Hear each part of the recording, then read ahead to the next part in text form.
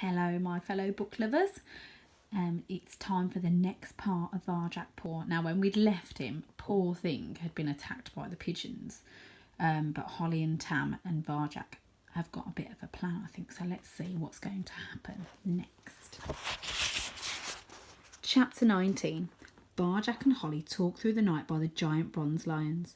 There was nothing to distract them but the fountain's trickle and the birds trilling. It was strange at first. No one else had ever wanted to talk about hunting before.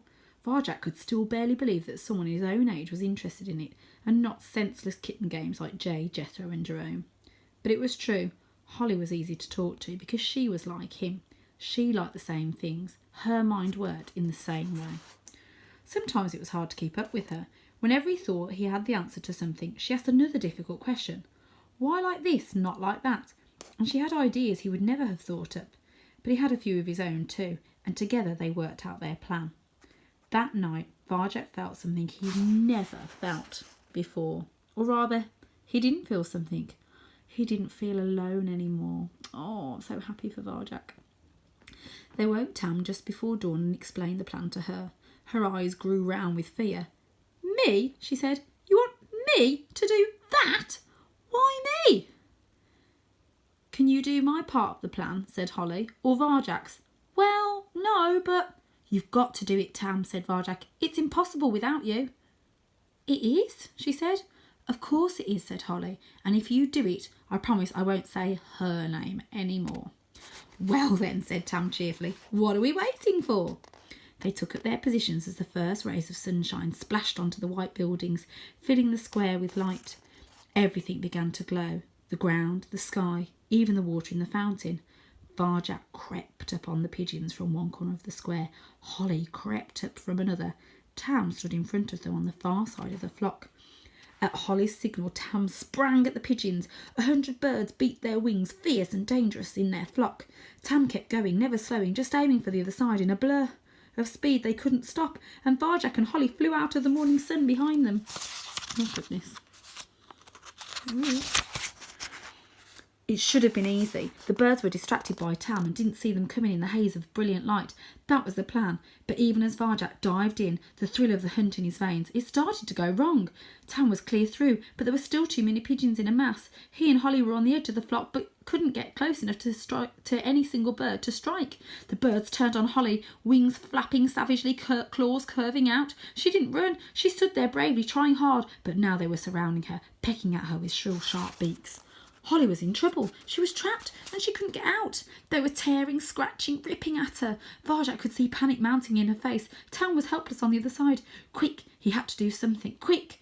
Slow time, the fourth skill. Everything will seem to slow down around you, but you will be fast. You will be faster than anything. Would it work in the real world? He breathed in, 2, 3, 4. Out, 2, 3, 4. And the wings slowed down. Varjak could see each beat, each claw as if in slow motion. He dived after Holly into the mass of birds moving smoothly through the chaos, making them fly apart for just a moment. Holly, he called. She looked up. It was enough to break the rising terror in her eyes. She darted through the gap he'd made away from the flock and towards Tam to safety. Out of danger now, Varjak breathed normally and switched out of the slow time. It worked. The fourth skill really worked. Did they hurt you? He panted as he caught up with her. Nothing wrong with me, said Holly, though she was trembling. Thanks for getting me out, she added much more quietly. No problem. He saved you, Holly, bubbled Tam. I guess we're even now, she muttered. I didn't do it for that, said Varjak. Holly didn't meet his eyes, but just for a second Varjak thought he saw a smile flicker on her face. Come on, she said, sidling away from the square. We've got to hurry. I don't want to be here in broad daylight. It's too dangerous. You don't want another go, said Varjak. He knew she was shaken, her fur still ruffled, but maybe it would help to try again. Why bother, she said, padding back through the city. The plan didn't work. It was a stupid idea. No, it wasn't, said Varjak, keeping pace with her ahead of Tam. And you did everything you could. How about me, said Tam. Did I do all right, Varjak? You were great. You were both really brave. I was great, beamed Tam. There were just too many of them this time, said Varjak, but that doesn't mean it's impossible. Maybe, said Holly, picking up the pace. Maybe if we tried it another way. They started on a new plan as they headed back. The city was beginning to rumble with life once more. Familiar streets flashed past as they went by. "I'm still hungry," said Tam. Her nostrils twitched. "Wait, you two, it's that fishy smell again." She stopped by a turning off a side street, the same turning where Varjak had caught the mouse. Even in daylight, it curved away into darkness, into shadow. "Come on, Tam," said Holly over her shoulder. "But it's that lovely smell again," said Tam, "and there wasn't any food in the park, and the hunting didn't work, and I'm still hungry." "We're not stopping here," said Holly. "If you go, you're on your own." She turned back to Varjak and carried on talking. They walked away, planning their next hunt together. Tam stayed behind at the turning. "It's your loss," called Tam. "I'll see you back in our alleys." I'm having trouble turning the page this evening. Have a little look. Ooh. Okay. Oh goodness, chapter 20 starts like this. Tam didn't return that day. Oosh. At first, Holly laughed it off. She's probably still stuffing her face. But when Tam didn't show up by nightfall, or the next morning either, she began to look worried. "It was the same street where you caught the mouse, wasn't it?" said Holly. "I had a bad feeling about that place." Varjak thought back to that strange sensation he had in the turning. Maybe there was something else out there after all. "You know, I had a bad feeling too." "Let's go and find her," said Holly as the rain began to fall. They started in the very place where Tam left them. They followed the turning she'd gone down into the shadows, but it just led out onto another alleyway. There was no sign of Tam. Nothing.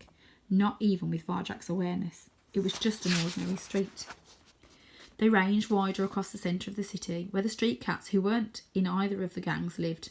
None of them had seen Tam.